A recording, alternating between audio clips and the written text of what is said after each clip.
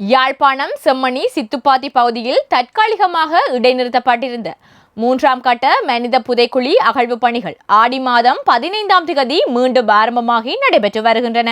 35 நாட்களாக இடம்பெற்ற 3ஆம் கட்ட அகழ்வு பணியின் நிறைவில் 17ஆம் தேதி நேற்றைய தினம் 11 எண்பு தொகுதிகள் புதிதாக அடையாளம் காணப்பட்டு 7 எண்பு தொகுதிகள் அகழ்ந்தெடுக்கப்பட்டுள்ள நிலையில் இதுவரை 431 எண்பு தொகுதிகள் அடையாளம் காணப்பட்டு 423 எண்பு தொகுதிகள் முழுமையாக அகழ்ந்தெடுக்கப்பட்டுள்ளன.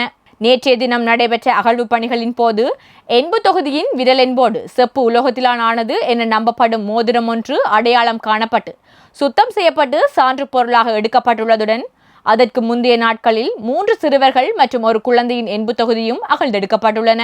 செம்மணி மனித புதைக்குழியில் நாளாந்தம் நடைபெற்று வரும் அகழ்வு பணியில் தொடர்ச்சியாக மனித எண்பு தொகுதிகள் அகழ்ந்தெடுக்கப்பட்டு வரும் நிலையில் ஐரோப்பிய ஒன்றிய பிரதிநிதிகள் குழு வருகின்ற 22ஆம் தேதி புதன்கிழமை செம்மணி மனித புதைக்குழியை பார்வையிட உள்ளமையும் இங்கு குறிப்பிடத்தக்கது.